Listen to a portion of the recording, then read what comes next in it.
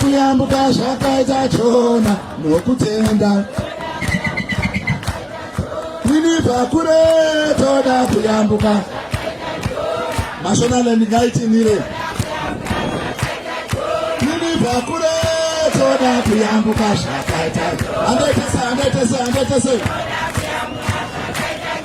Nini pakure toda Zimbabwe nokutenda. Zimbabwe yarema toda kuyambuka zvakaita. Mako andetese. Nini pakure toda kuyambuka zvakaita. Baba vedu vari kudenga masikati ano, tinokutendai taungana panzvimbo ino muchiweshe kwanzvimbo. Zuva rino mairiziva tisati tarironga. Toda kutendai nokuda kwekutifambisa zvakanaka kusvika panzvimbo ino. Hatina kunzwa vaita tsaona, hatina kunzwa varohwa kana kuvhiringwa mumugwagwa vachiuya pano. Tinokutendai nokuti matichengeta. Tinoisa programu ino yose mukati memaoko enyu. Tinoisa musangano wedu weMovement for Democratic Change mukati memaoko enyu. Muzita raBaba nereMwanakomana neremweya Mutsvene. Tese titi amen.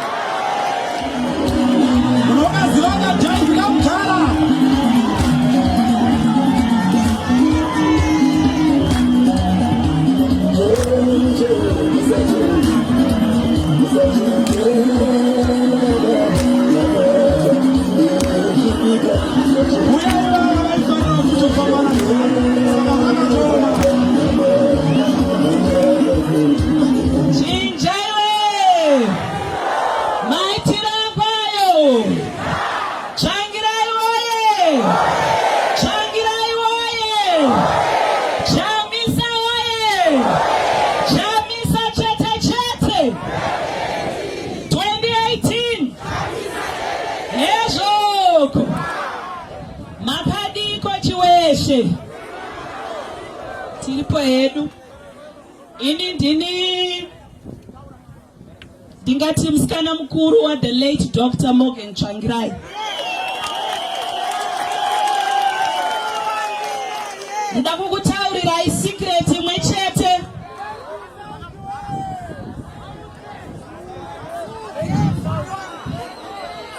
I was very close to my father.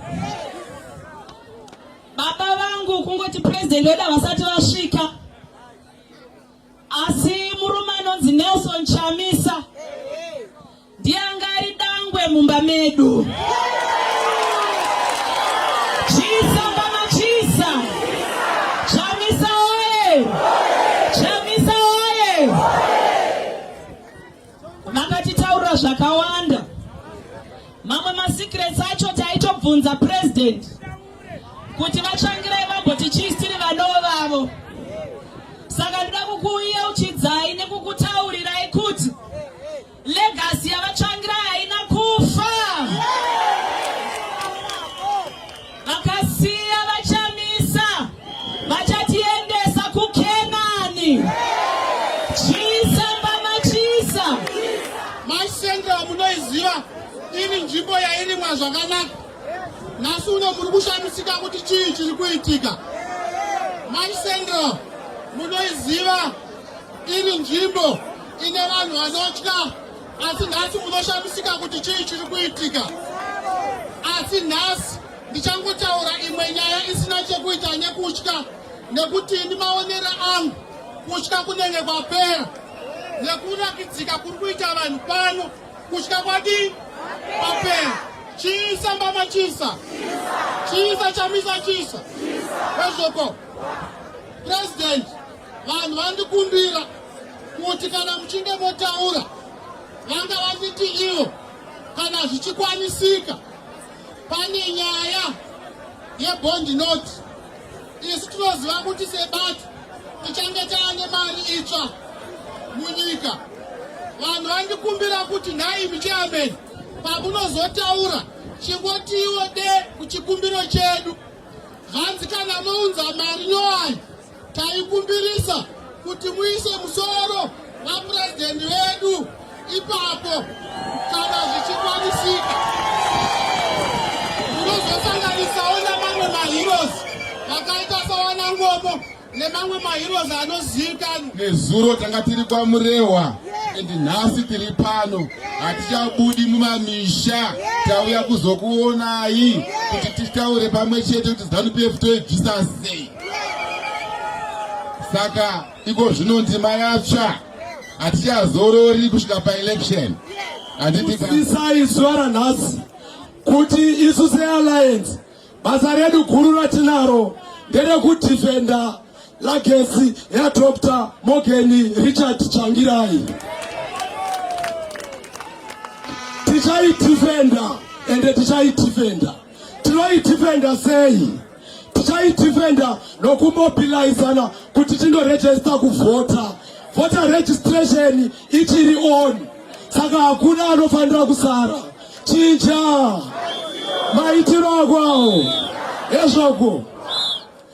Tapedza kuregister kuvhota, tinofanira kumobilizana. Hakuna anofanira kusara mumba. Tese tinofanira kuenda kundovhota. Tapedza kuvhota, we have to defend our vote. Sema Youth Alliance. I want to send this clear message to Rugeje. Rugeje hauna monopoly of violence. You can't defeat the majority. We are the majority, and we will make sure that Chikuendeza Advocate Chamisa ku State House.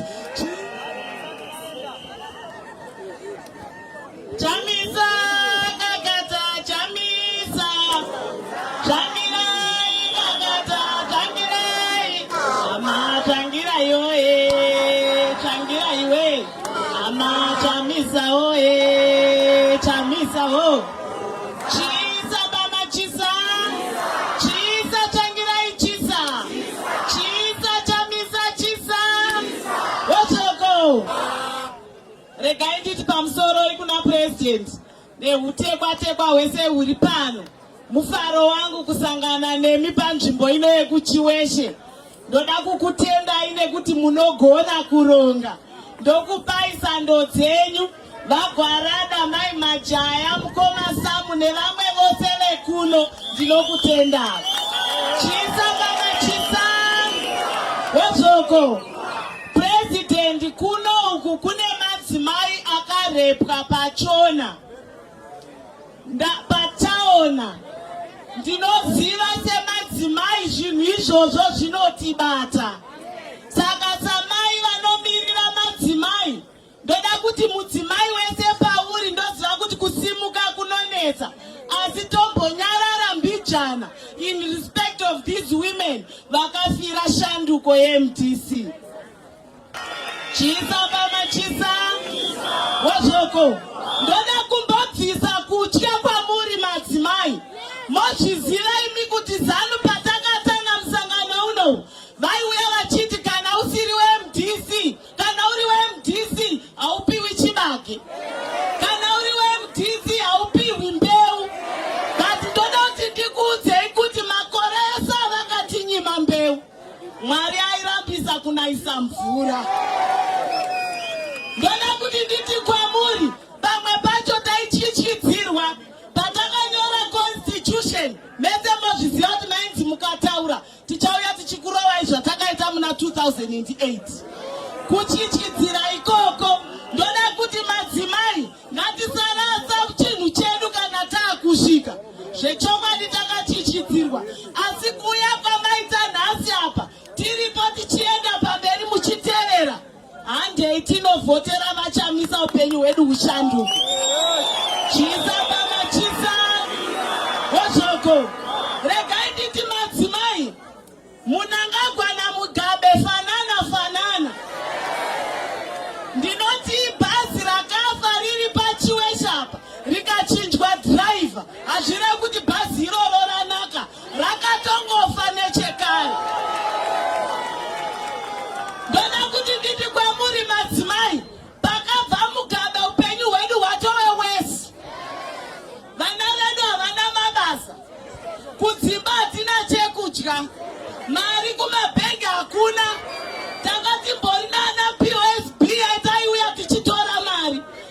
ndikazoreva kuti usati kubva kwaMugabe woti Mnangagwa ari nani, enda unorejesa kana usati uvhotere vachamisa this new government. Chisa mama chisa, chisa changirai chisa. Washoko ndoda kukusira irimwe shoko madzimai, chakagona kudyarwa neZANU PF pakati pedu inyaya yeruvengo. Mukuvenga uku ndinodai ndichiti pavakaurayirwa murume wako nari panext door tatojarirwa ruvengo. Patiri kuona vamwe vachidya vamwe tiine nzara tajarirwa ruvengo. Asi samai venyu regai ndikusiyirei shoko rinoti chero tikawana zvose tisina rudo hapana chatinoita.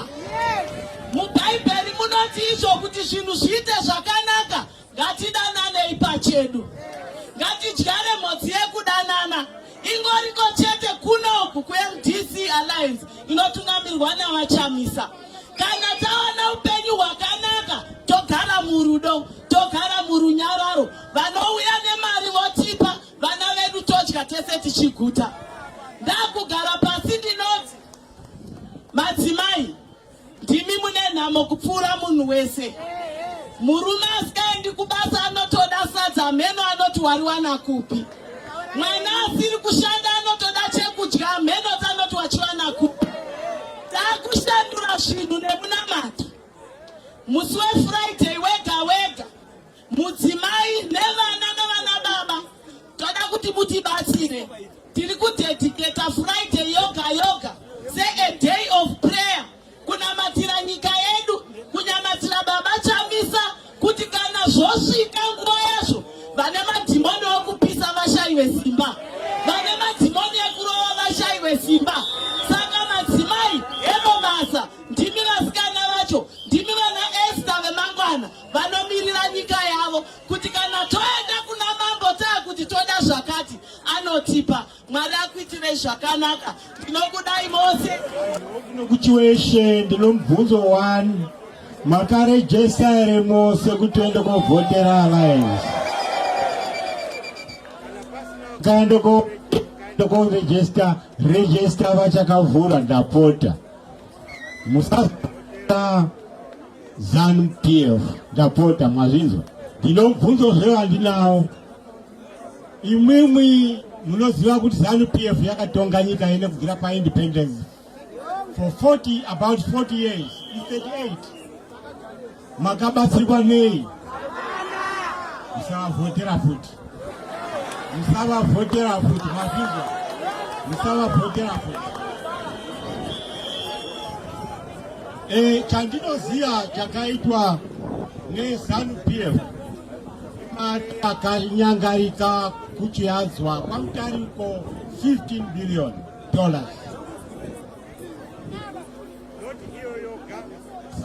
Not iyo yoga, pakashayika futi mare yeZimbabwe.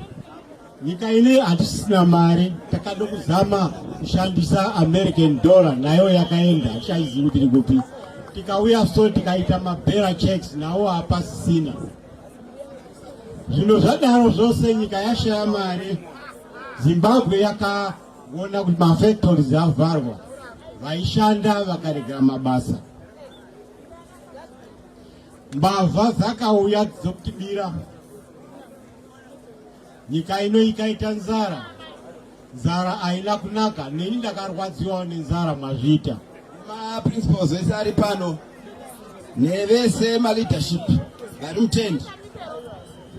Pandana maungana makaita ndafunga vhesi iri muBhaibheri inoti, for God has not given us the spirit of fear but of power and a sound mind.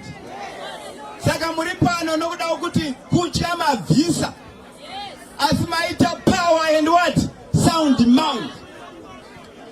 Regai nditi hurumende yavachamisa iri kuti kuma PWDs, people living with disability, makaita 37 years pasina anokuteererai. Iva havasi kukupai hove, vari kukupai chirauro.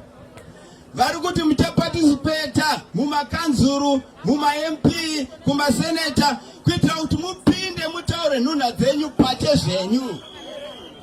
Saka vari kuti vane zvavakapiwa nevakuru venyu, vana zvovo vari mukati umu. Vakapiwa nyaya yekuti nothing for you without you. Saka munenge muripo muchiita zvinhu zvani zvenyu. Saka tiendai kunorejista munovhota kuitira kuti mupinze hurumende yenyu. Toenda namba 2 ndakuenda kuchechi. Tiri kuti isu kereke toenda Mashonaland Central. Pane zvakanaka zvananzwa muno nevafundisi vanonzi vari kukukidza muno. Kana zvakadaro I declare open heavens on Mashonaland Central. Tiri kuti muno munofanira kuhwinwa zvine mutsindo. Because that's the only way you can bring healing to the land.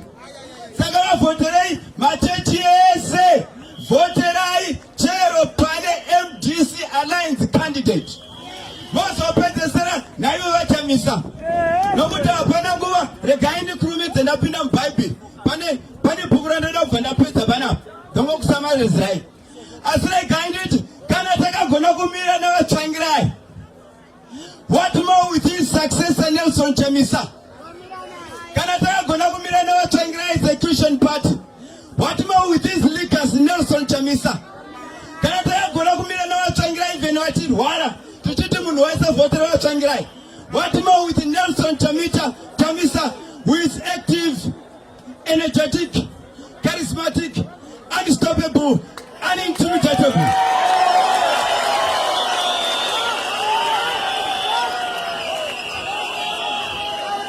Danzoma panapa vachitaura zvavanoera, asi anombotaura ndinoera chii. Ine ndinoera Save. Saka ndiri kutiwo kuna vachamisa. Chiono chakawanikwa namukoma Tsvangirai ndichameka sure kuti hachiwiri pai pasi. Saka imi munofanira kupinda pai papower. Regai ndisamaraidze bhuku randinaro. Ndaona mufundisi wangu wauya panapa ataura Kenani. Ndikaona mwana wavatsvangirai ataura futi Kenani. Zvinowanikwa mubhuku raJoshua. Joshua rine mapati 4. Chapter 1 to chapter 24. First part, entry. Second part, conquest. Third part, distribution. Last part, farewell. Yeah, Joshua. Let me go deeper. First part, to go around the other side, to go kwa Jordan. Toyambuka chapter 3. Chapter 3 and 4, Tavemuchi, Mujordan. And then conquest. And it in chapter 5 to chapter 12. Andika saka conquest yedu zvinorowa kuti vafundisi makumba mudziva arika pamusoro and then zvinongodiwa kuvhota vatamisa opinda pai papower. Andika right apedza izvozvo distribution zvinova kuti vachamisa ndova kungoti nokuti mubhaibheri munonzi angoya Joshua achingoti Caleb papa kusvika apa iwe Judah paka apa kusvika apa. Saka vachamisa ndovanenge vakungoti kututu apa kusvika apa iti apa kusvika hey apa kusvika hey kusvika apa kusvika. Kana vakunopedza that's the last part. Andotika inonzi farewell. Vangotaura kuti vakomana takabvisa vari corruptika handinozoona corruption pamuri. Vakomana takabvisa vari greedika handinozoona greediness pamuri. Vakomana ndakabvisa vasina mabullet trains toda kuona zvifambo zvifamba zvakadii zvakanaka. Saka ndiri kuti remember the 4 points: entry, conquest, distribution, epilogue. Entry, conquest, distribution, epilogue. Ndaona chimwe chiratidzo. Vanhu muri kunetseka nokuti kungangoita ndo my last point. Munetseka nokuti kungangoite rigging.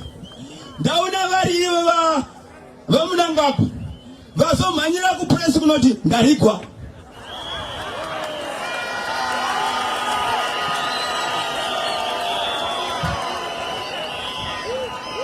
Ndazoona vari vachamisa vakunetseka kuti ndaivakuma ndingarigoko ndanga ndiri papower here. Vari papower ndo vanotoriga. Tatenda haleluya.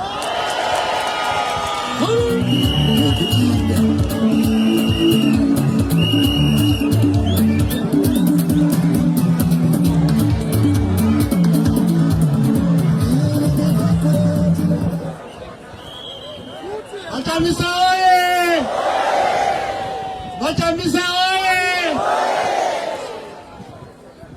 Comrade President Chamisa, President the MDC Alliance, President Zimbabwe, my principals, emamwe mabato atakabatana nawo, utungamiri hwese huri pano, National and Central, amuzi vadiki, ndoda kuti muzvizive, mumaruwa ndimo manga muchitambwa tsoro neZANU-PF. Vairuza ma-elections mutown, voya vozofixira ma-result kumaruwa. Gore rino ngazvichipera. Ndinoda kukupai message. Muno munzvimbo yanga ichizikamwa kuti vanhu vanotyityidzirwa. Ini ndiri mumwe wema-victims kuGuruve eZANU-PF youth. Asi message yandokupai ndeyekuti hativhunduki uye hatidududzi. No surrender. We continue to go forward kusvika vachamisa vava mupower.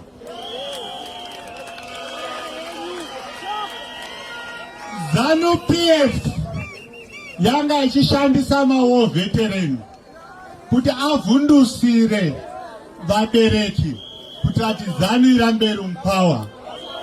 Handizvo zvakadzidziswa macomrades kuti aite panguva yehondo. Takanzi tinofanira kuchengetedza vabereki, kwete kuuraya vabereki. Masoja haazi masoja eZANU-PF, masoja enyika anofanira kuprotekta nyika, anofanira kuprotekta vanhu veZimbabwe. Ndinotaura izvi nokuti inini ndiri retired brigadier general. Ndinoziva kuti masoja pavanogumira ndepapi. Saka message yatoda kupa, masoja ngabviswe kuZeki, masoja ngabviswe mumaruwa. Ngavarege kuti nyengera vachiti vana Rugeje vakaritaya vovatumidzira kumaruwa kundovhundusira vanhu. Tinozviziva kuti vakavhundusira vanhu muna 2008 vakadyiwa ZANU neMDCT. Saka takutaura kuti masoja ngazive nzvimbo yavo, ngavagare kumabarracks, ngavamirire kuprotekta vanhu. Ndozvatotarisira kumasoja edu. Bullet train yavachamisa yasvika kuMashonaland Central.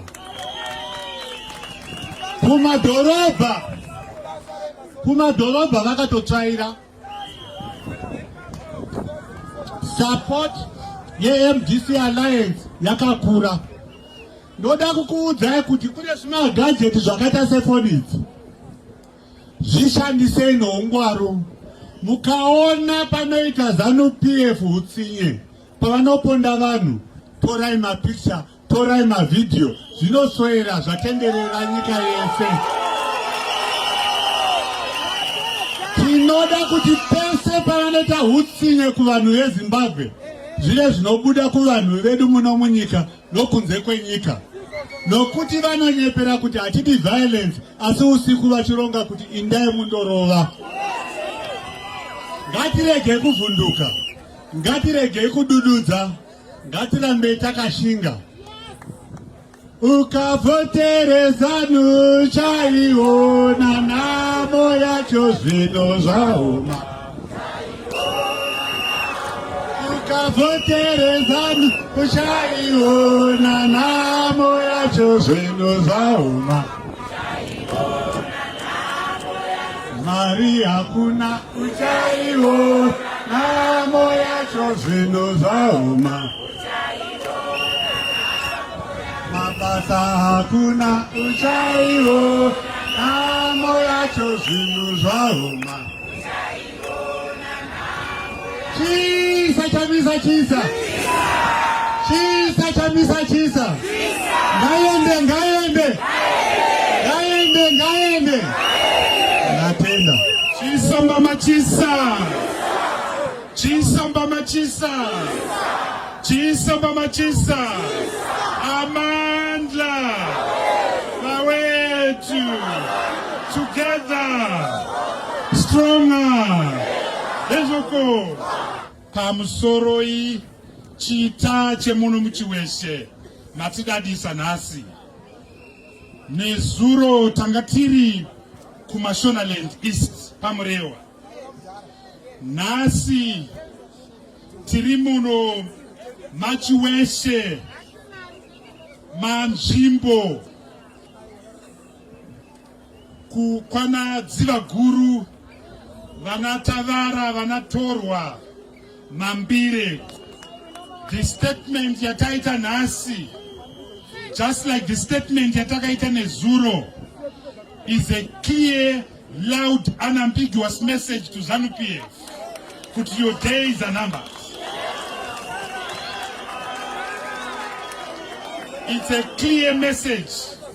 Kuti the struggle taitora kubva kumaguta tichiisa kumaruva, maruva ajamuka, maruva achada. Ino province yeMashonaland Central ine mavanga. It has got scars yekutadza kutonga kweZANU-PF. Ine maronda ekukoniwa kutonga kweZANU-PF. Ukabva Barwe, ukabva Gweshe, ukabva Lotito,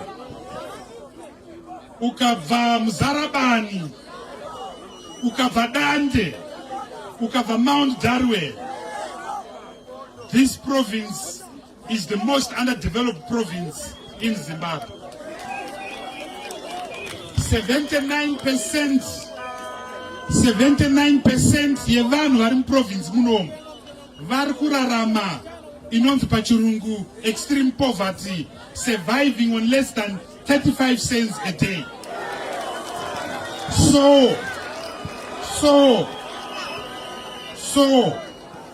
agenda yedu se-MDC Alliance iagenda yekuti shandure magariro anoita vanhu vedu kunyanyanyanya mumaprovinces akafanana neMashonaland Central. The agenda of the MDC Alliance is an agenda for transformation. Patransformation ipapa takaloketa chinhu chekutanga chiri chekuti tinofanira kunyandura nekuwandura nyaya dzemabasa, the issue of employment, the issue of jobs. Muno muMashonaland Central mane 4 generations dzevana vasati vambobayirwa chitupa nemurungu, dzevana vasingazive kuti chitupa chinobayiwa sei. Unomuka kuenda kubasa na 7:30 wopedza na 5 o'clock. We have got 4 generations that have been wasted.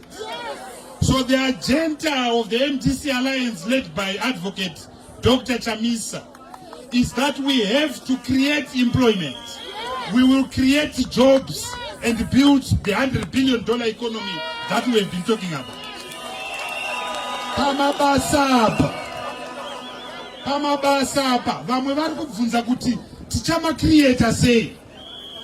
Chekutanga munoziva zvese kuti tina shamwari dzedu. We guarantee you that there will be rivers and streams and oceans of foreign direct investment muno muZimbabwe.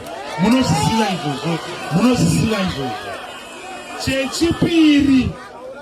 Chechipiri, we are angering nyaya yenhamo yokuchinja mabasa, yekuwanisa mabasa paprogram yedu yeinfrastructure. Tine agenda yekuchinja Zimbabwe neinfrastructure, and mukugadzira infrastructure imomomo tinenge tichicreata mabasa. So ndotanga nenyaya yemigwagwa. Zimbabwe ine mugwagwa unosvika 88,000 kilometers. But by 88,000 kilometers, less than 5% ndo dzakapevhwa, ndo dzine tara. So toda kugadzira mugwagwa kuti munge musina mugwagwa muno muZimbabwe usina tara. Tine njanji makanzwa President Chamisa vachitaura nyaya yebullet train, hatichataura nyaya yebullet train. Munhu akura asingaone, asina vision, ndiye anoona the idea of a bullet train is impossible to achieve. Ndoda kukudzai kuti nhasi muno pandiri pano kuKenya, Kenya yakatochuzwa kuti ive test ground yetumandege tumataxi, tumandege twemudenga tumataxi. So vamwe vatova kundege isi tiri kutrain because people have got a vision. Nyaya yetatu painfrastructure inyaya yemagesi, inyaya yeenergy. Zimbabwe inodina energy magesi anosvika 6,000 megawatts. Vamunangarwa vechikafu ava vari kutipa 700 megawatts. So we have to increase outage power from 700 megawatts to 6,000 megawatts. Tichasanganisira solar, tichasanganisira kuvaka Batoka Gorge, tichasanganisira kuvaka the coal mine iri kuSengwe, kuGokwe, tichasanganisira ma 30 hydro stations ari kuManikaland. So infrastructure, infrastructure, infrastructure. The last issue nyaya yemadhemu neirrigation. Dambudziko raita muno and vachamisa vachataura zvikuru panyaya yeagriculture. Inyaya yekuti agriculture yedu inoita 3 months chete kumwe kwese kuofa. So as part of the infrastructure agenda yedu inyaya yemadhemu, inyaya yeirrigation. Kuno kuchaona kunorima fodya. But vazhinji vari kurima fodya muri kuziya nhamo yacho, muri kuziya nhamo yacho. So we are going to create irrigation and dam equipment as part of our program of creating infrastructure. Hakuna nyika yakabudirira isina kufamba neinfrastructure. President Roosevelt kuAmerica mugore 1929 vaona kuti zvinhu zvavoma vakaita inzi New Deal yanga iri engard neinfrastructure. So isu tichacreata mabasa through nyaya yeinfrastructure. Chekupedzisira changu ndisandapedza ndechekuti vese vari pano ngatichibudai tinomeka sure kuti come September taisa vachamisa kuState House. Ndinokutendai, zikomo kwambiri kuTalumba loko. Maitiro Kukola Izenzo Chisamba Machisa Chamisa Chete.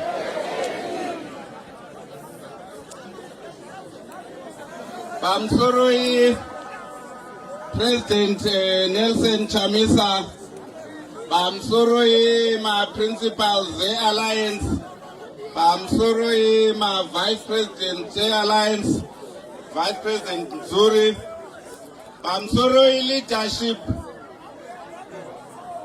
Changer, Maitiro, Bukola, Izenzo.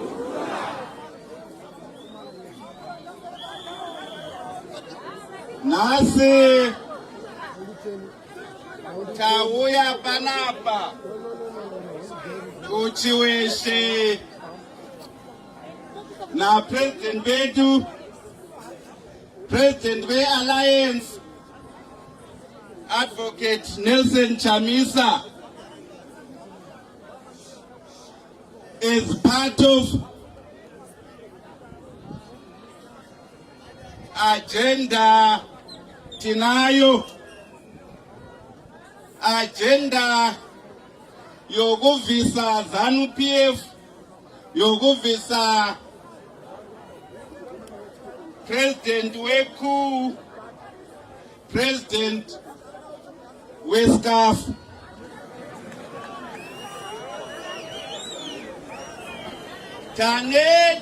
Taneta with the silly stuff going all over the world. Zimbabwe deserves better.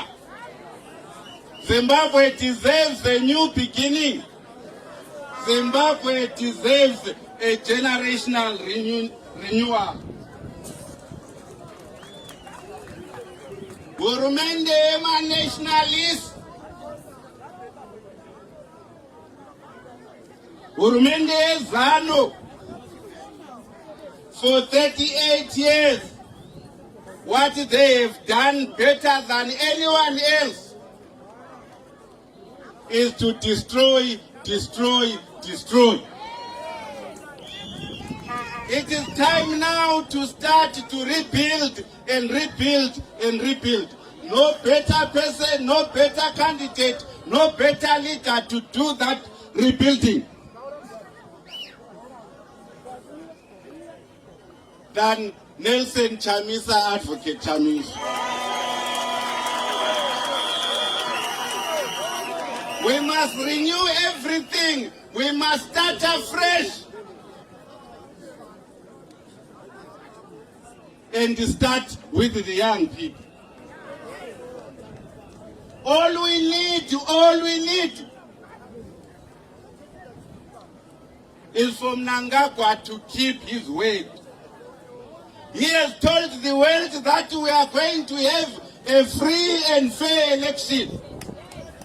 A free and fair election doesn't cost money. All we require, as Brigadier Mtambara said, remove masocha kuzek, remove masocha kubanu kuma village.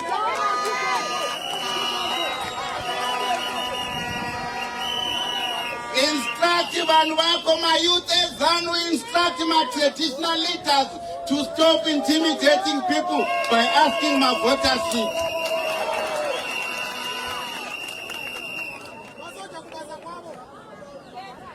Make sure that on election day, my vote are no count or essay ku polling station or 8 or essay ku polling station, including a presidential exception, and they are put up on the door. We will add those results for ourselves because we'll have them from our polling station. Changer, Maitiro. Once you do that, the people will speak again as they spoke in 2008.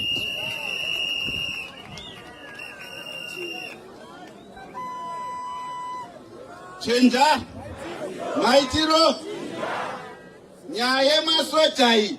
We also want Valerius Banda, the commander, we army, the Air Force. Now in advance to tell the world, to tell the people of Zimbabwe, that they will accept my results. Avakubanu.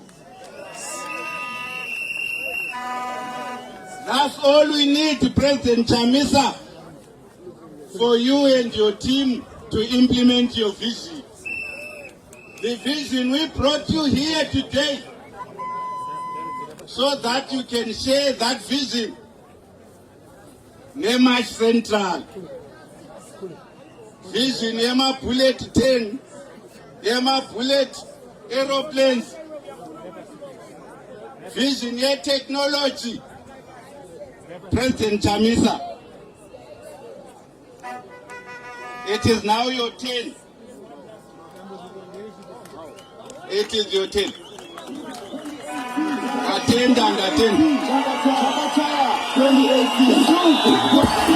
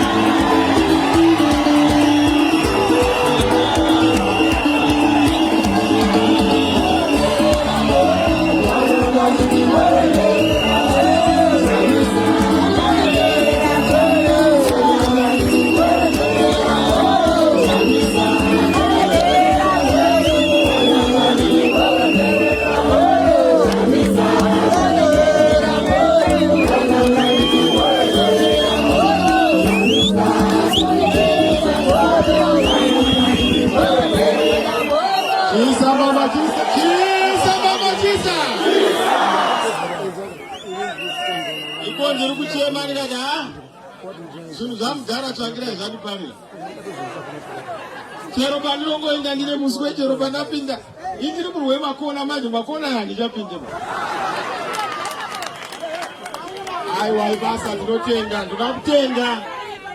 Nhasi ndibvumidzewo kuti Chisamba Machisa.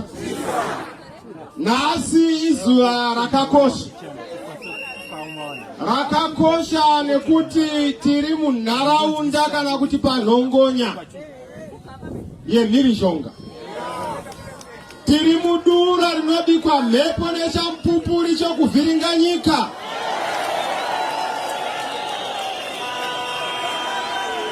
Tauya kuno nokuti ndo kwakafa vazhinji. Tauya kuno nokuti ndo kwakapisirwa vazhinji mudzimba. Tauya kuno ndinorangarira ndichiuya naUS ambassador pachaona paawadi paurawa vanhu vanodarika 15 ndichiona musoro urapa ruoko rurapa. Mhosva yevanhu ava yanga iri yei? Mhosva yanga iri yokuti vanga vachirakidza vasingazivi kuno musuwa wesadza kuti musuwa wesadza uri.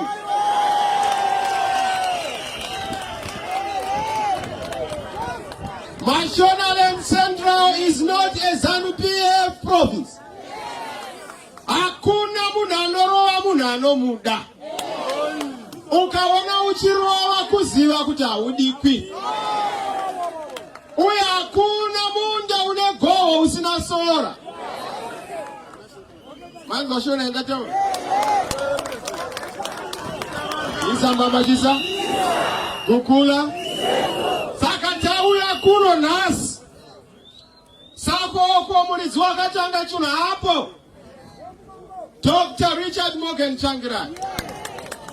Asi zvaasipo akasiya atipa gwara. Gwara nderekuti vakomana batanidzai vanhu. Ndosaka muchiona tina Abita. Ndosaka muchiona tina Welshman Professor. Ndosaka muchiona tina Dr. Advocate Ambassador Mutamba. Ndosaka muchiona tina vaGuchutu. Ndosaka muchiona ndaona vajoina pano vasakwinje pano vajoina pano vanga vachiti vakanyora tsamba zvechokwadi vakanyora tsamba. Asi ndashamisira maako anaudza tisati tagadzirisa sei. Ndozvainoita chinja unenge wakuziva kungopinda mukati. Nokutengai. Chisamba Machisa. Kukula. Ini chinondisimbisa chinhu. Chinondisimbisa ngechekuti save vakatirakidza kwatinofana kusvika. Saka nhamo yangu haisi yokutarisa kuti tinosvika kupi nekuti magumo takarakidzwa. Nhamo yangu haisi yokuti ndinotangira papi nokuti vakatanga ivo muridzi wechuru. Nhamo yangu haisi yokuti ndichaita sei nokuti ivo ndo vakatakura musengwa wese. Chedu chete kuenda nemutoro tiinde kunopedzisa ndima. Vakasiya vapedzerana naGushungo. Vakati Gushungo waoneka. Iniwo hangu ndandida kupedzisa Mwari ndobva vati vasave chiuyai kuno. Basa makasiya mapedza president. Ngatirovere maoko Dr. Richard Morgan Tsvangirai.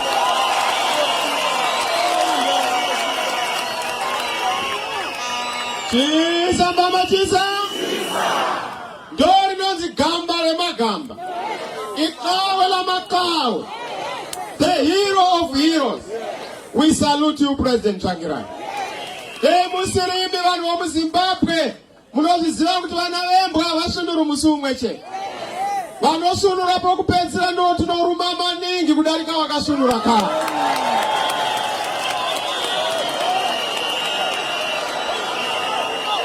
Chisamba Machisa. Kukula.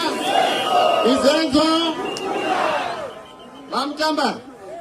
Nditendedzei pane murume anoda auye pano emphasize this message. With your permission, can I have a basket to come here? Thank you. Why did you put a basket? Basket akanzi na Mugabe ari mu wrong basket. Nasa am basket correct.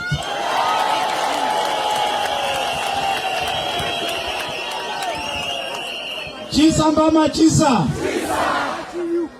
Aiwa, ini chandinofarira panyaya iyi.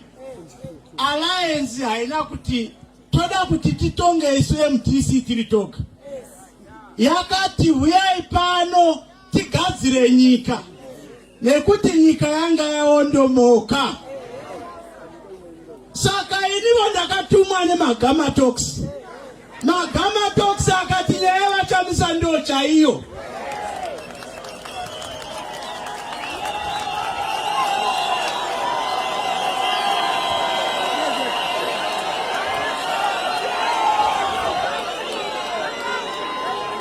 Magama Talks ndo aizikamwa sezano. Akabva akaita chimwe chikamu chidoko chainzi G40. Gama Talks 40 iri raiti toda munhu ane 40 years kuti atonge. Zvino 40 years takabata vachamisa.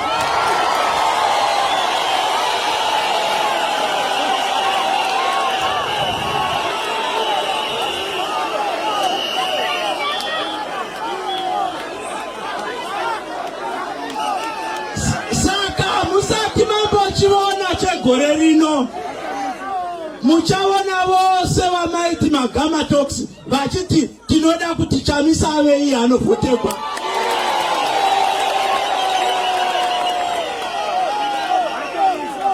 Nyaya haisiri ipapo poga. Masoja akauya achiita zvaakaitawa. Akauya akabirawo neMagama Talks. Saka vanototi beta tisimbire pane vachamisa vadzore zvanga zvatogwa nemasoja ndokuti nyika igonaka. Ndosaka moona mvura yonaya yava kutenda nekuti Mwari vari kuti mukomana uyu ngaachitambusa ndiye Solomoni. Asi rokupadzisira pane zvinombotaurwa nemukomana uyu vanhu vachishamisika. Unochina kuona zvisingaonekwi nemaziso. Asi zvakaitika kuti nyangwe munguva yaSolomoni mudoko achitonga hanzi mari yakaita sematombo vanhu vachipocherana nekutamba nayo. Akataura mabullet train vasingavoni vanoshamisika. Akataura kuti kune airport inofanira kuigwa ndega dzichibhururuka kubva pataundi negrowth point yoga vanhu vanoshamisika. Zvichaitika nekuti yava nguva yacho vechidoko ngavaende mberi. Ngatenga.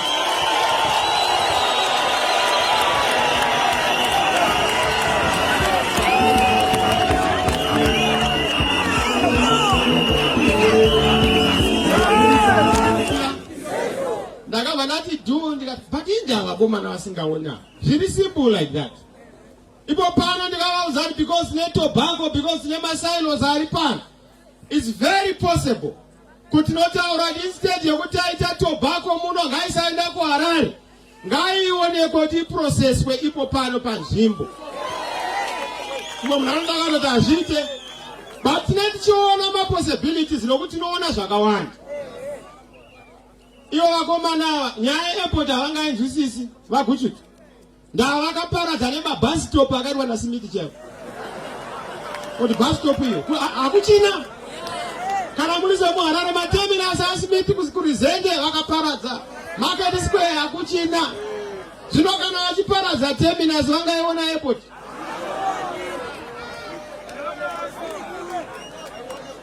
Chisamba machisa. Gukula. Izenzo. Asi tiri kuiona mutinhimira ndiri kunzwa. Munhu weshanduko ndiri kunzwa. Maungira eshanduko ndiri kuanzwa. Makomo eshuga ndiri kuaona. Mipata nemipata yemifaro ndiri kuiona. Zambuko remikana ndiri kuriona. Zvose izvi zviri kuuya. Asi pazvinouya vazhinji muchakanganwa kuziva kuti takambogara munhamo yaMugabe. Muchakanganwa kuziva takambogara mudambudziko radambudzo.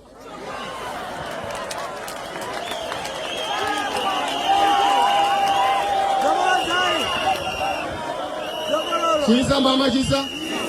Toda kuenda nenyika kupiko.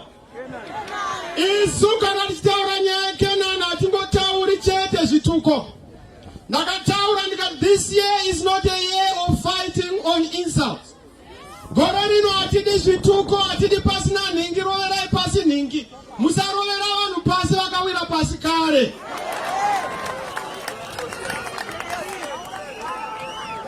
Gore rino patiri kuenda kuma-election, takataura kuti tiri kuenda on the ideas platform.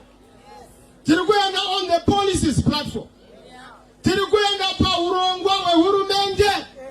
Patinongopinda pane zvatakatoronga. Ndakati kune timu yedu iri kuita zveeconomics. Tapinda tiri kuita 2 weeks tine macash queues. Kurakidza kushaya musoro.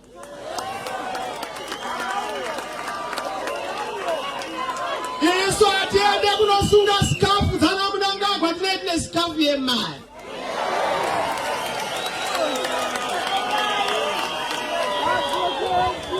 Nyaya yedu iri yokuti dhora muchikwama, dhora muhomwe, munhu wese kubasa, munhu wese pabasa, munhu wese vana mufaro. Mufaro ngaupatuke mumba mako, ngaupinde mubedroom, ngaupinde mukitcheni, ngaupinde mubig house, ngaupinde namusmall house.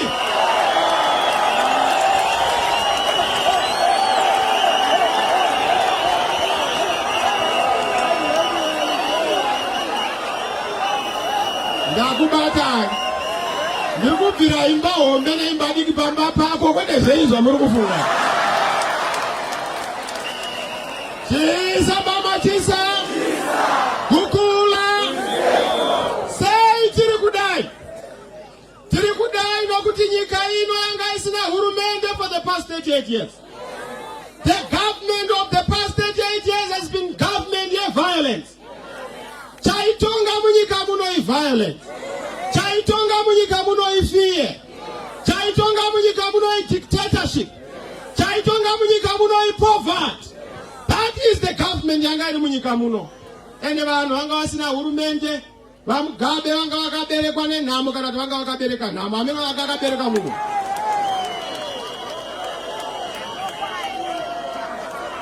Zvino tiri ipapo. Chinotishambisa ndechekuti Ngwena ED, my brother, ari kuuya achiti inini ndioneiwo Zimbabwe is open for business. Nesongo ndioneiwo gamba rakutonga.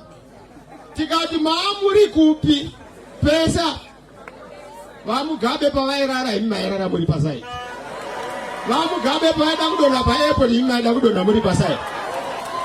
Maakutiudza sei nhasi kuti maakuda kunge munhu akazvarwa gore rapera. Maakuya neajenda ipi yamunouya nayo. Ndakataura ndikati mhandara apfeka jojeti kana kupfeka ka new clothes azvire kuti mhandara.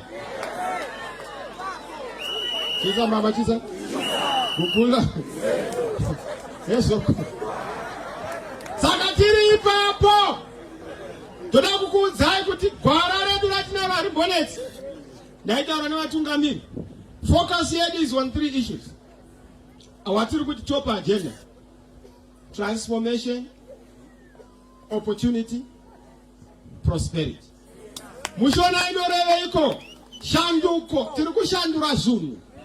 Tiri kupindura zvinhu muhurumende, tiri kupindura zvinhu kuupfumi, tiri kupindura zvinhu mumagariro evanhu mumaruwa. Tangopinda hakuna munhu achanyimwa mbeu kunyimwa chikafu nokuda kwokuti ibato rakati. Masabhuku edu vamwe vari kutya. Ndiri kufonerwa. Mapinda vachamisa nokuti tinoziva munopinda. Kana mapinda konyaya yokuti nechitwa sei nenyaya dzemari dzedu. Ndikati isu tiri clear. Masabhuku ndo atinoshanda nawo sevanhu vanoshandira nyika.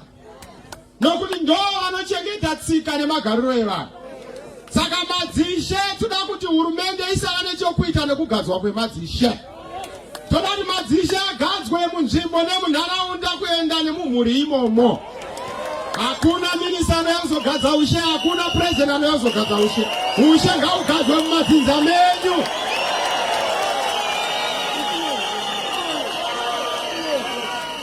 Chisa mama chisa.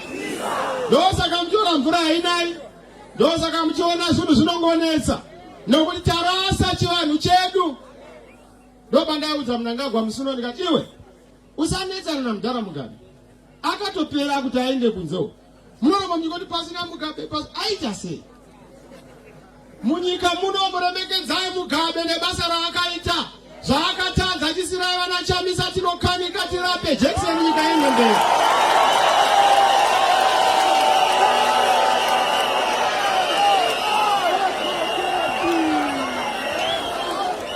Isa mama Chisa Kukula Isenzo Saka ndiri kutaura nyaya kunopindura zvatiri kuda pamatongerwe emaruwa nemanzvi nenzvimbo.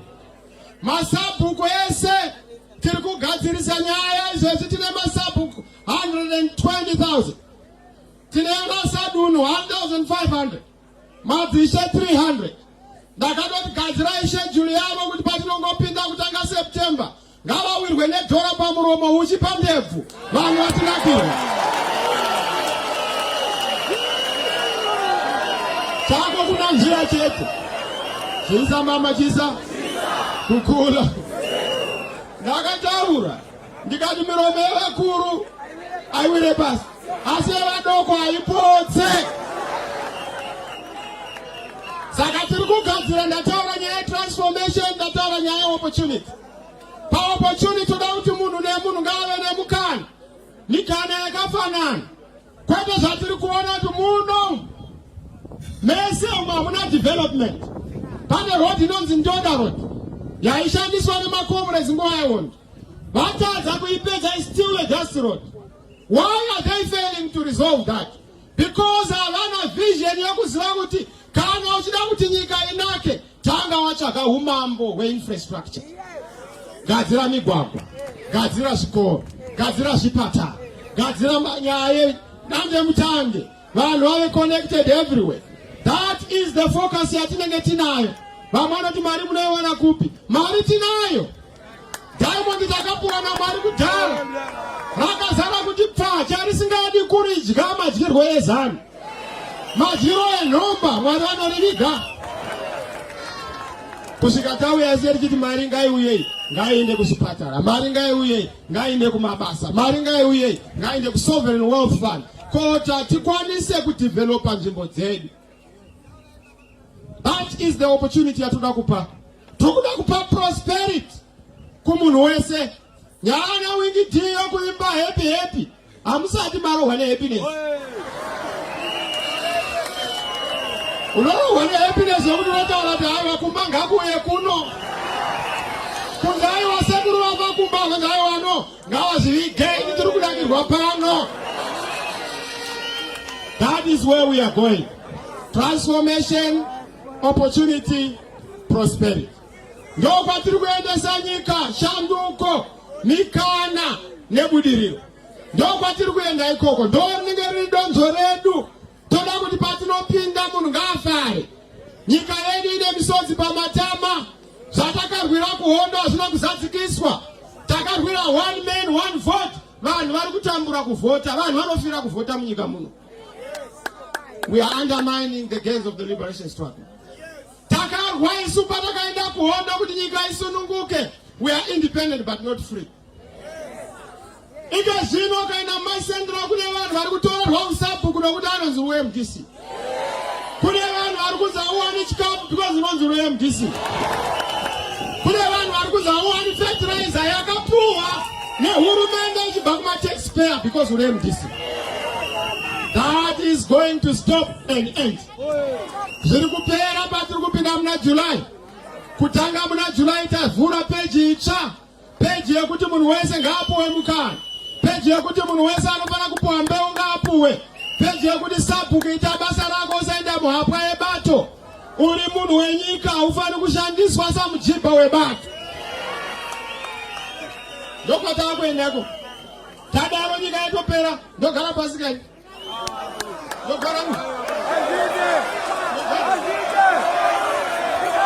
Chisa mama Chisa Kukula. Tadaro tapedza. Isu as far as we are concerned. Nyaya tichada kuti Zimbabwe izikanwe nezvairi. Zvinhu zvitatu. Chokutanga, Zimbabwe ngaizikanwe nenyaya education. Education yedu tichaigadzira sei toda kusumudza chikoro kubva grade 1 kusvika 7 tinokurova nenyaya yekuti haiwa mwana wese hakuna anosara. We are not going to commodify education or commercialize it. Munhu wese hande kuchikoro, whether une mari or hauna, free primary education.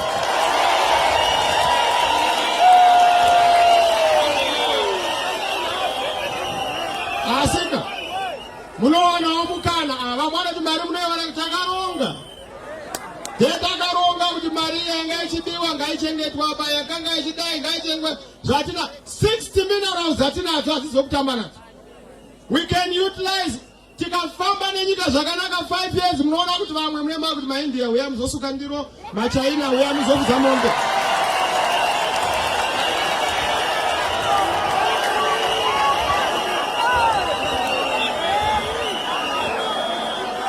Chisa mama chisa. So by education, by secondary kubva from 1 to 6, mbereki chiona kuti akupa nguva yakugadzirira. Wozvionyerawo ipa. Nokuti kubatsira naka hurumende nevamwe. Mobatsira ka. Ku university mwana asvika because our government is going to be an e-government. Inenge ichitekenya kuona kuti mwana azvarwa nhasi. Tobva tamupa NASA number, social security number, tokupa employment number, nokuti chakupa basa, tokupa license number inoactivate at 18, to make sure takupa voting number. Zvese zviri mukompyuta tichikuona uchienda mberi. Kusvika wasvika kuinvest. Kusvika wasvika kuinvest.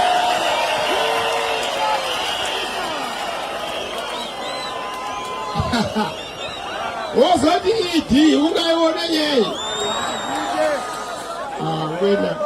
Ngwena angaiona nyei yakadai.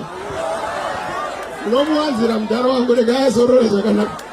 Chisa mama chisa. Kukula. Izenzo. Saka tiri clear abit. Tiri clear professor. Our task is to make sure to provide our grants to university. Kuitira kuti vana vanenge vaenda kuuniversity vagadzirwe para our education. We are going to reverse what Dokora did to our education. We are going to revise the curriculum to make sure that the curriculum is answering to our issues.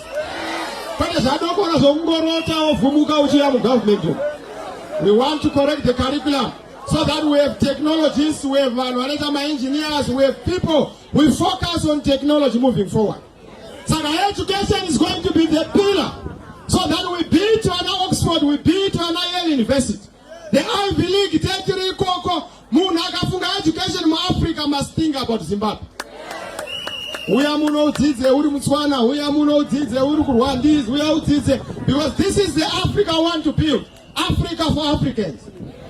To build the institutions for Africa going forward. Zimbabwe being the center of educational excellence. With these world-class universities, world-class schools, kwenda primary yokuti vanhu munofamba tsingaidzi tsapu kuoma muchienda kuchikoro. Zvikoro ngazviuye padhuze nevana, vana vasaita tsapu. Kukula? Enzo? Number 2, focus yedu is on technology. That's why tisiri kunzwika pamabuleta. That's why tisiri kunzwika patiri kutaura nyaya kuti Zimbabwe is going to be a technological hub. Even patinotaura agriculture, patinotaura housing, hatichangovaki dzimba nje. We are going to have standardized housing dzinoita world-class standards. And tiri kubatsirai mari tine development bank rokupa loans. Kana uri teacher, uri nurse, haufani kufamba netsoka. Tinokupa higher purchase, tinokupa labor. Because you have a salary that is predictable. Kwete zvatiri kuona zviri kuitika. Kana ari semasoja muchanakirwa. Dumbu rine rakati pa kuzara. Homwe inenge yakati tucha nemari. Unoziva love yemusoja ane mari haisi kutamba nayo. Kisa mama kisa. Kukula. So technology is going to be our second issue. The third issue yatinenge tinayo is agriculture. Iso achangwa tauri agriculture nje. Ndiri pa agriculture abarisanda inda kutrust yedu. Takuenda nenonzi agro-industrial transformation or agrarian revolution. Kwate zokungopa munda kuti ngangu unowadi. Aneso patebure. Ngangu.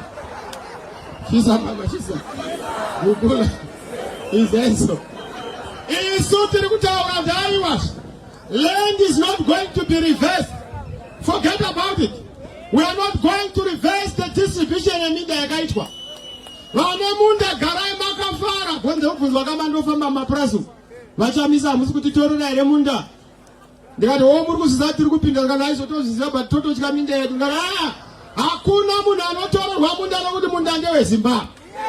MTC muna 99 takataura land to the people and not the politicians. But the land reform was hijacked by ZANU-PF and used for political purposes. Land was an issue at the so we are not going to tamper with the issue of land. But tirukunoenda kunokupa title. Tabapo tonokupa mari. Tabapo tokupa infrastructure. Tabapo tokupa migwagwa. Tabapo tokupa zvikoro. Tabapo tokupa hospital. Asitochita kuti anorima ngapuwe access to finance mumabank. But as a commander agriculture, commander agriculture, but we spend most of our time takamira mari singabudi. Once takupa commander, I will put the mariachi. It's the same thing in the matter of Bako farmers. Bagata meeting them last week. Bajambisa is no Puato Bako Mariedu, but Tapu Aibudim Bank. That is the thing of the past. Today's agro-industrial transformation. Here's the third pillar. You're going to say Toita we teach smart agriculture. Ushirima to gather market so that we produce for the whole world. We become the bread basket of the whole world. Quite a basket case zatiri. So good man soya beans, man chakuta pangabane soya beans, bane soya beans, pangabane no winter zeko. Panetsine beans,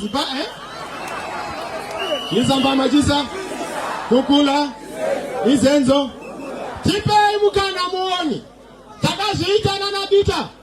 Takazita na professor na maya makona. Pakatiru inclusive government. Takango pinda kudayo kanam gabi. Mai gara sei parabano asina kuconnectwa. Tukazitoita sei ngali mira mdara. Relax. Nakani anza yako. Tukanza saka wewe hapo waite nikado funza yewe. Ndio wale wanaoka. Maite. Tabazaro kujamaliza mshongo wa mzani. Jisa baba jisa. Kukula. Izenzo. Saka amatadiwa we are clear on the agenda yokwenda kumbele. Now that change the structure and speech. So that we see to any angle we are very clear about what we are going to do. Patiri kupinda msafunduka ndikuona ike noise. Bamwari kuti tirikuramba tichemere wazvirangu. Ndakaona America ichipopota. Ndosaka tichifana kubvisa vakomana vamuhurumende. Because mabiro avo ane guhu pasi rose. Nyika yedu tonga iri kutungamirwa nezvidembo. Kungoti paisvika kunhuhwa chete nyika. Ngatichetei vanhu vane maoko akachena, vane mazita akachena.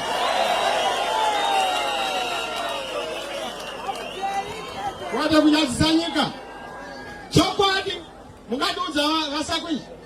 This day and age tiri kunetsa nenyaya yesarudzo kuti free and fair elections dzofana kuitwa sei. This day and age chatakarwira chi? Atakuita basa remaslogans, basa repolitics most of the time to the detriment of development. Though you know the sign yokuva caste, yokuva retrogressive. We have a lot of money in this country. Why are we abusing our opportunity to develop? So Manins was anataura about the struggle yedu nekwatiri kwenda. Kuno kuma central rozatu mune munyama. Munyama wenyu ndo utungamiri wa mamuna wekongo yakareba. Usinganzwisisi the priorities of the province. Kuno kuna under development inotyisa. But I can assure you kuti isu tiri kuzoshanda to reverse that underdevelopment. Urongwa tinaho, ma program tinaho. Toba tafamba tienda kupi? Mbele. Na kutaura indikati muono watinaho, muono wakuti patino pinda. Nyaya ma cash crisis inogara itaurwe. Isa atipezi kana 2 weeks. Aro ogana tada 2 weeks vise. Ati vise. 2 weeks. Makiwa aripo. Chisa mama chisa. Asi musati mandi visa nenda visa minister wacho nokuti kana usina answer you have no business to be a minister.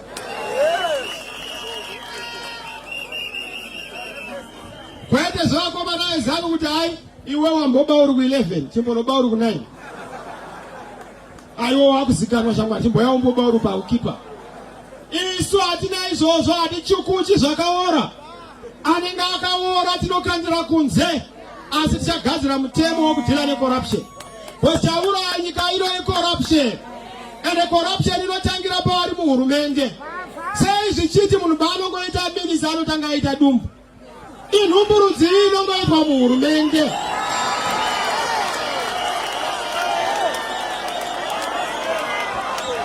Isa hatina izvo. Chisa mama chisa. Aiwa ukaita dumbu rako hako nekudya kwako nemari yako is okay. Chipo chawapuwa naMwari. Asi chatisingadi kuti munhu anongotanga kupfuma ava muhurumende. Vanhu vane mota dzinodhura ndo vari muhurumende. Vanhu vane mabasa ane mari ndo vari muhurumende. That should be reversed. So that maminista muzive kuti kana uchishandira vanhu uri muranda wevanhu. Kwete kuti iwewe unoda kutanga wakama mombe, womwa mukaka wakatarisa mugaba, wapedza wadambura miyatso, zhinji havana kana chavanowana. We must correct that. And there's going to be a radical shift. Kana vajaira kuba vari muhurumende zivai kuti nzira yenyu makuigadzira kuenda kuchikurutu. We will not tolerate that. Chisa mama chisa. Kukula. Last but not least is the issue of national healing. Chada kubata ma reforms. Pa program yedu isu tiri kuda national healing kuti iswe munyika muno. Muno mune vanhu vachitaura naamai vakarohwa. Mazvinzwa zvachitaurwa vatungamiri vakomichi. Mai vakarohwa vakabviswa zamo. Pamberi pevanhu ndobva vatanga kubuda ropa vakanoponera kuhospital. Ndakanoona na president Tsvangirai kuZumba some other time amai vakabviswa nhengo dzavo dzimwe dzinokosha. Yes. Vatu vane chubi vanoshandisa. Ipapo ndingotaura zvishoma zvakaitika. Zvinoodza moyo, makunun'unu maodza moyo. Ezvakaitika. But isu tichipinda under my government, the first 6 months tichakuudzai kuti munhu kana pane wawakauraya uya uzodura.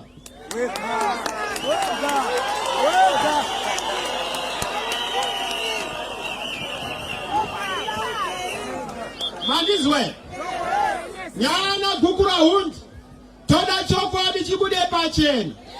Hatisi kuda kutite retribution, toda kuita inonzi transitional justice yokunzwa kuti ndezvipi zvakaitika kuitira zvisazodzokororwazve. Ngatipukutei misodzi pamatama, kumatebheleland, kumashonaland, kwese kwakaitwa jambanja ngatigadzirisei. Vakapisirwa misha toda kuvaziva tivaripe mhosva mushonga wayo kuiripa. Tokudzorera paunga uri. Wangu hatikoni kudzorera mudzimai kana akatorwa kana murume. Asi tinozama kuti tsvaga umwe tichikugadzira environment yakanaka. Hurumende yakazogadzira ipapo. Tine urombo zvikuru. Asiwo dzimba tichaita kuti dzivakwe. Saka madatabase and everything zvinofanira kugadziriswa kuitira tidzorere vakaitirwa jambanja vadzorerwe panzvimbo yavo. That should be part of our healing, including those in Matebeleland, including even vanhu vakatambura nehondo, vanhu vasina kuripwa mushonga wekuripa, vanhu vakaparara nehondo. Zvingaita zvaidzi zvinongourayiwa vachiurayirwa hondo. Toda kuti vanhu ivavo vakaurayirwa kuri kupomerwa tiripe. Tinoripa sei? Tinoripa nedevelopment. Pirisi racho chi? I-development. Pirisi racho chi? Ngatifadzei ma-war veterans edu. Ma-war veterans wapa mari agare zvakanaka, medical support yavo vawane kugara zvakanaka. Kwete zvakaita Chingisi kuti unofa achitambura munhu akarwira hondo. Maingomushandisa kuimba nhai. Wanaka kuimba asi pakuvaka nyika munomukanganwa. Munomunakidza pakudadiridzire muti wenyika kana muchero wacho wauya hamuchamurangariri moti enda anogara kumba. Chisa mama chisa. Kukula. Saka ipapo tiri kubagadzira ma-war veterans tigadzirise munharaunda. Development youya ndokukupodzai mavanga ehondo. Jekiseni rokupodza mavanga ehondo kuita development mumalocal communities. Kuitira kuti muone zvatakarwira muhondo nezvatakafira. Chisa mama chisa. Kukula. Kwauya kupedzisira nyaya yekushanda nedzimwe nyika. Isu ndakaona Africa yafamba manje. Vakutaura kuti ngative ne-continental free trade area. Ndoka direction. Isu saying this we are going to emphasize trade, not aid. Africa inoda trade kwete aid. toda kutrega tichimeka sure kuti tinoshandisawo zvatinazvo tichida value addition isati budisi minerals ena asina beneficiation. If you want mugoridhe redu uya uzotipa a processing plant woritora rava rini. If you want madomasi edu uya uzoisa mishina wotora rava tomato sauce. If you want cotton edu uya uzoisa a ginning and processing company motora rava machira kwenda kutora cotton. That is the direction. Tichiwirirana. It trade, not aid. Focus here with Africa must be united. So that way they connect our infrastructure, connect our communication platforms, and also connect our languages. That is the direction we must take. Kwete nyana ngwena kuti varungu vanonaka uriwo nawo. Unaona uchiti ano taakufamba nevarungu tiri kuDavos. Tikangotamba nawo kwanza vanachamisa vatengesi. Manje gorero tichatamba nevarungu zvakasimba nokuti ndo vane mari. Chisa mama chisa. Atite hwamugabe wokuti wanga wachitamba makasi nevarunga. Warohwa ukumbiri sign. Chako wakudzinga vanhu vaenda nemari yako. Isino kumbira sign totekatadzora mari. Tozodzinga munhu atorohwa mari yake. Chisa mama chisa. Vamwe mungabvunza ndichipedzisa kuti vachamisa munongotaura izvozvo kuti zvinoitika sei. Masoja anoramba nenyika kana mahwina indokwandatoya inda kugadzirisa izvo indaitaura naprofesa Ncube ndikatoda kutonotaura nana Munangagwa. We must have a government transitional act inonyora kuti kana pachitwa transition munyika inofamba sei. Kwete kuti fembera kuna Ghana kwanotaura kuti musi wakati kana uya ahwina anogadzwa musi wakati. Kwete kuti unenge achibuda ndiye unotitemera. Kwakaramba munodi akarambira munodi akarambira mukati munodziyako. Chisa mama chisa kukula ndaona mudhara wangu ane muziti kudziya kwaari kufunga ndiko kwangu eka ndokumwe. Chisa mama chisa kukula saka toda kugadzira ipapo kuti wirirane kuti aya anotora nguva yakadai izvi zvinogadzwa musi wakadai nenguva yakadai anenge atadza mhosva yanaende yakadai. Basa remasoja edu nderi, basa remapurisa nderi. Nokuti mapurisa hasi wari kuchinjwa pahurumende. Masoja hasi wari kuchinjwa pahurumende. Chiri kuchinjwa mutungamiri wenyika nevatungamiri vake. Masoja ndeyenyika, mapurisa ndeyenyika, masewo ndeyenyika, madzishe ndeyenyika, masabhuku ndeyenyika. Chisiri kuda kuchinjwa chene kuveura musoro, kuchinja bhareta kuti tive nebhareta riri 8. This saka ma-elections andikatauri ma-conditions ema-free and fair election ndonyaya tiri kugadzirisawo. Takaona EU, takaona UN, tiri kuvaudza kuti isusu hatizodi. Gore rino takangwara kutamba meseji arira naye. Zvakamboitwa kudhara hatichapindi 2013 yayi yokuti tinopinda torohwa takasvinura sematemba. Toda kupinda mukati topedzerana. Ende kana isina tine 2 options. Our victory or our victory. No options hatinazo. Why tichidaro? Because tiri kuziva kuti munyika makanuna. Kumaruzeva ndo kwachicha zvataurwa. Ndiye anataura chikwa kwajamuka ndivabiti. Maruzeva ndo awawesi manje. Ike zvino ndo kwazara chinja manje. Kana muri sekuzami yatanda kwese. Nembama Munangagwa chinja yakazara imo.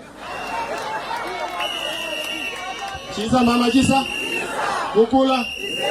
Saka todzokera kudzimba. Chatadzokera nacho shoko ratinofana kubata ndere kunyoresa kuvhota kuna vasina kunyoresa kuvhota. Vakanyoresa kuvhota ndimboona nemaoko kana une sipi yako. Nokutenda zviroere maoko. Thank you very much. Vasina kunyoresa kuvhota ngava mwana enda unoti anyorese kuvhota chimbomunyima sadza usiku hwokusvika anyoresa kuvhota.